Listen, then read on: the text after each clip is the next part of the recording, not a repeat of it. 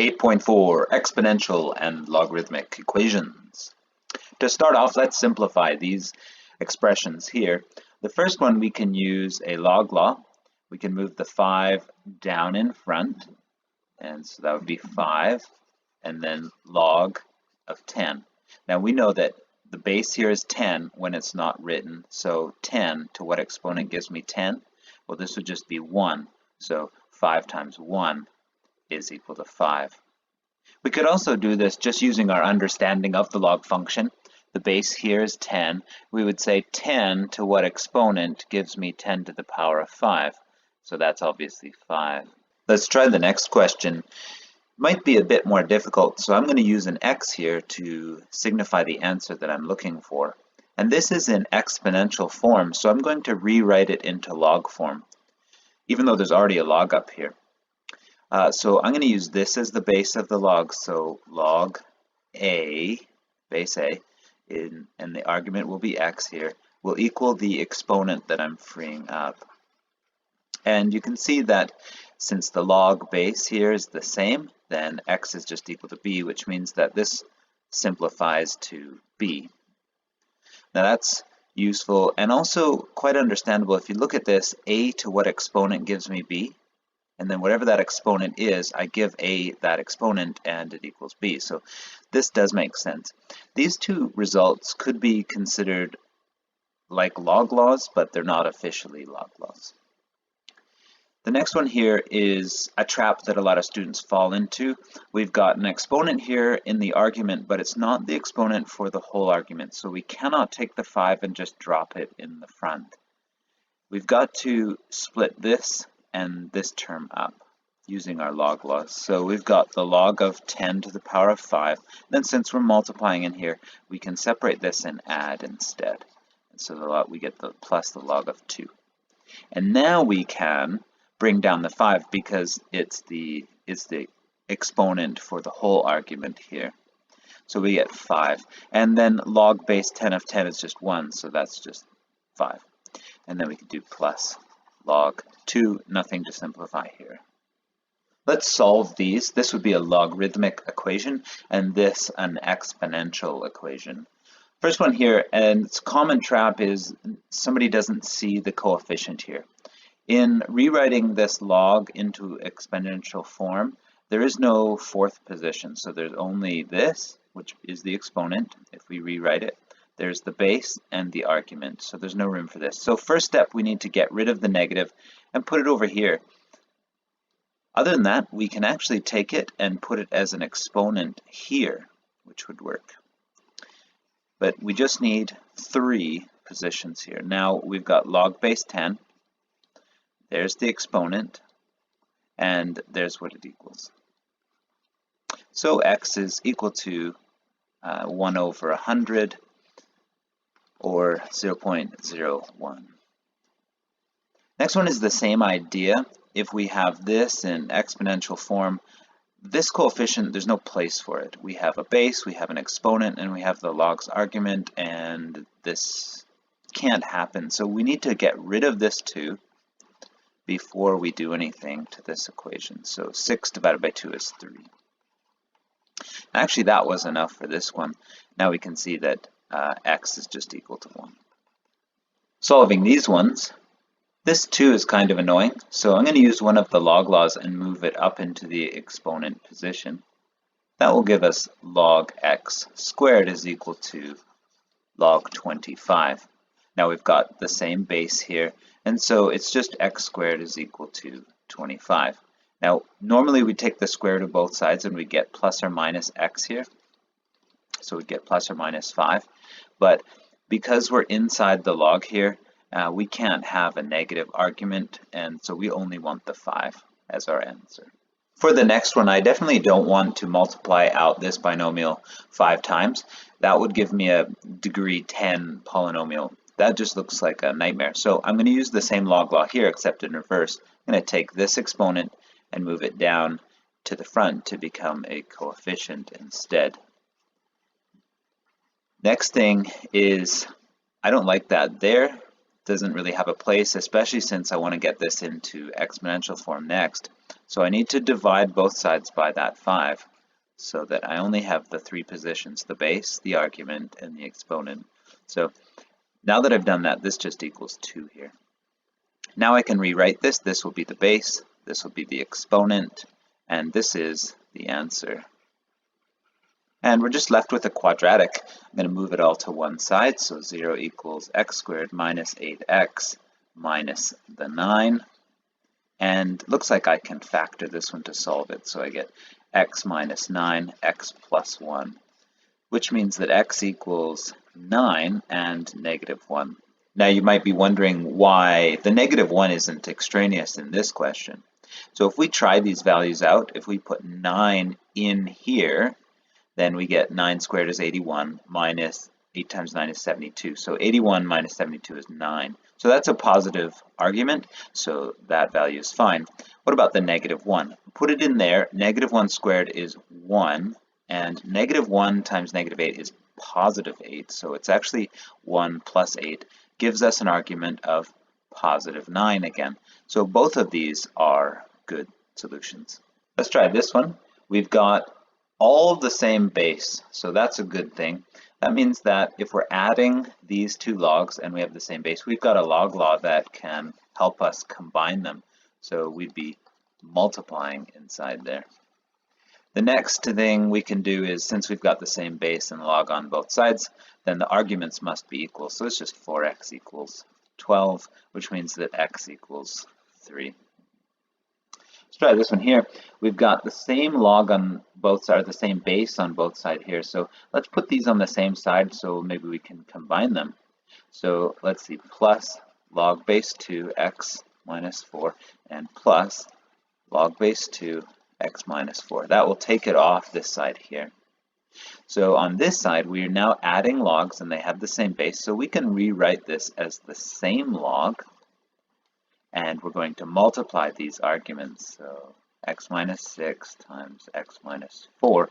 And that's in the same log now. And this just equals 3 is left on the right here. Next, I'm going to rewrite this into exponential form. So there's my base is 2 to the power of 3. And this equals this. And it looks like I'm going to probably have to deal with the quadratic. So I'm going to multiply this out. So we get x squared minus 10x plus 24.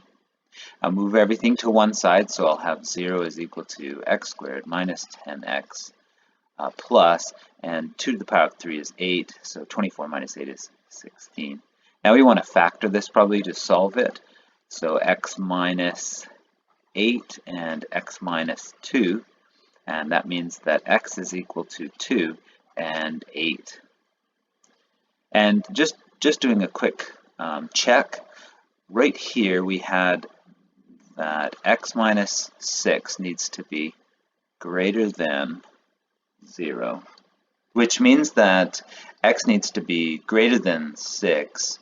Given this other one here, that x minus 4 also needs to be greater than 0, and that means that x needs to be greater than 4. We go with the one that's more restrictive, so the greater than 6 is more restrictive. And it satisfies everything that greater than 4 does, but greater than 4 includes numbers like 4.5 and 5 that this one doesn't. So we've got to go with this one here. Now, if x needs to be greater than 6, that means that our 2 solution here is extraneous and won't work. But the 8 is just fine. For these next two, we want to solve, and we want to round our answer to 2 decimal places, which is a good hint. We're going to use a calculator. So for this first one, I'm going to rewrite it into log form. And that will give us log base 2, and this is our argument, 2500, and that's going to equal x, our exponent. And we just put this in our calculator, and we get that x is equal to 11.29. The other way we can do this is to take the log of both sides. So we'll say, or take log of both sides, and that gives us log 2 to the power of x is equal to log 2500. Now we can use our exponent rule, drop this x down in front, and then divide both sides by log 2. And we get that x is equal to log 2500 divided by log 2. Now if you look at this and this, we realize that they're the same. They're just using the change of base formula. We could rewrite this like this or the other way around. And so either way we get x is equal to 11.29. When we go to try the next one, we probably see that this is a lot quicker, just rewriting it into log form. So I'm going to use that strategy to do this question. I'll write log with a base of 5, and that's 1700, and it frees up the exponents, so it's just x minus 3. Now we just add 3 on both sides here, not into the log function, but it's x is equal to log base 5 of 1700. Maybe I'll use brackets to show that that's done, that's complete, and then the plus 3 is outside here. And we put that into our calculator and we get 7.62. For this one here, I'm going to take the log of both sides, although it would work to pick one of these to be the base and to rewrite this into logarithmic form. You're going to get an equivalent answer. But I'll take the log of both sides here as the strategy. And that way I can free up both of these exponents using my log law, drop them in front as a coefficient.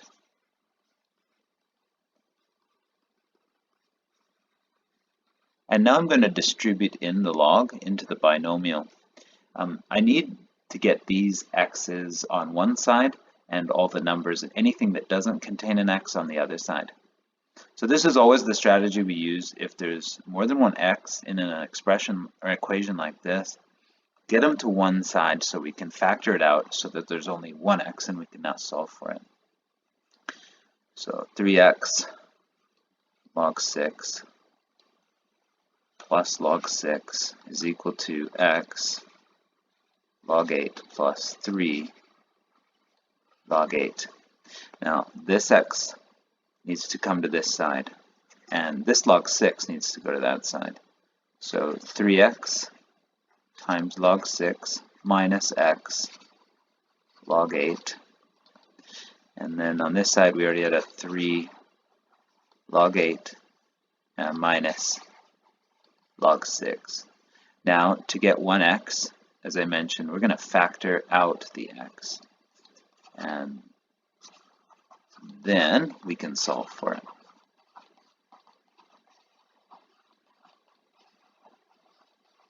Now divide this whole equation by 3 log 6 minus log 8. So we get that x is equal to 3 log 8 minus log 6 divided by 3 log 6 minus log 8. And that's what x equals to in exact values. Let's try the next one. We've got an exponent that has an exponent, and that's what we're actually trying to solve for there. So for this first one, I'm going to rewrite this into logarithmic form. So we've got log base 2, and this is my argument, 134 million, and that equals 3 to the power of x. Now unfortunately I still have an exponent, so I've got to do this again. So I've got log base 3, and this whole thing is my argument. So I'm going to use a bracket just to clarify what's going on there. 134 million, and that equals my exponent. And that would be good. I'm going to write this using a change of base. What if we couldn't change the base in our calculator? So what if we wanted base 10? Because some people can't change the base on those older calculators. Then look at this and change the base for that. So we get log, and then log 134 million divided by log of the base. And then this one had a base 3, so we need to divide this whole thing by log 3. You can see why we'd probably want a calculator that was able to change the base, but it's not impossible to rewrite it to everything being base 10. Paleontologists can estimate the size of a dinosaur from incomplete skeletal remains. For a carnivorous dinosaur, the relationship between the length s in meters of skull and the body mass m in kilograms can be expressed using the logarithmic equation written here. Determine the body mass, m, to the nearest kilogram, and that's a clue we're going to be using our calculators, of an Albertosaurus with a skull length of 0.78 meters. So this is our s value that they're giving. And although this question has a lot of writing in the explanation here, this question is actually really easy. They're giving us s, and all we're doing is solving for m. So let's write out what we have. 3.6022 log 0.78 is equal to log m minus 3.4444. Now we just need to add this on both sides and get rid of the log. So 3.6022 log 0.78 plus 3.4444 is equal to log m. And then we're going to rewrite this into exponential form. So this has a base of 10. So m is equal to 10 to this exponent. And we can just put that in our calculator. And we get that the mass is equal to 1,137 kilograms. When an animal dies, the amount of carbon-14 in its bones begins to decrease. Carbon-14's half-life is approximately 5,730 years. So if we have a sample where only 60% of the carbon-14 remains, then how old is this sample?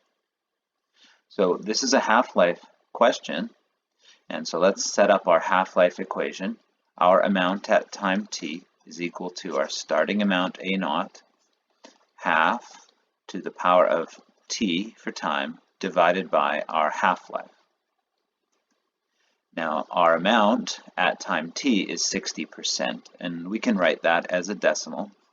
That way our starting amount would be just 1, so I don't need to write it. Alternatively, you could write 60 here and 100 here, but then you divide both sides by 100 as your first step and get 0.6 anyways. Now we're trying to find t here. That's the time, our age of our sample, and h is 5,730. From here, let's rewrite this into log form. So we've got log, and our base is 1/2, and there's our argument, 0.6, and that equals t over 5,730. Next, multiply both sides by 5,730, and we get that t is equal to this times our log. And we use our calculator, and we get that this is approximately 4,223 years old. The apparent magnitude of an object in our sky can be found using this formula. And it's a log formula because our eyes don't detect differences in brightness in a linear fashion. It detects differences in a logarithmic fashion. So P is the brightness of the object, P0 is actually the brightness of Vega, which was just a randomly selected star, and M is the apparent magnitude. How many more times brighter is the sun than the moon? If the sun has a magnitude like this and the moon this. So let's go find their brightnesses and divide them so we can figure out how many more times brighter is the sun. So the sun's magnitude, I'll call ms here, is equal to negative 26.74, and that's equal to negative 2.5 log, and I'm going to call this one ps for brightness of the sun, and this is over p0. And I'm going to do that for the moon. The magnitude of the moon is equal to negative 12.74, and that's equal to negative 2.5 log brightness of the moon divided by p naught. And now I just need to solve for p. So divide both sides by negative 2.5. So I get that 26.74 divided by 2.5 with the negatives canceling out is equal to log base 10 of PS over PO. And then rewrite this into exponential form, and so I got 10 to the power of 26.74 divided by 2.5 is going to be equal to the brightness of the sun divided by the brightness of Vega, and multiply both sides by p naught. So I get the brightness of the sun is equal to p naught times 10 to this exponent. And we're going to do the same thing to this side. The only change will be this number here. So I'm just going to say that the brightness of the moon here is p naught times 10, putting this number in instead of the sun magnitude, over 2.5. Now I want to divide these two. So I'm going to take this one. This one's the brighter one here. So I'm going to go p naught times 10 to this exponent divided by this brightness of the moon, p naught times 10, 12.74 divided by 2.5. Now the p naughts cancel, so I didn't need to know that. And I can use exponent rules here. I've got 10 to the 26.74. They've got the same denominator, so I can just subtract those over that denominator. And at any time, you can just put this into your calculator. And you get that the sun is 398,107 times brighter than the moon. This was part of Relations and Functions 10, solving problems that involve exponential and logarithmic equations. There's some questions from the textbook. Try them out. See if you know what you're doing.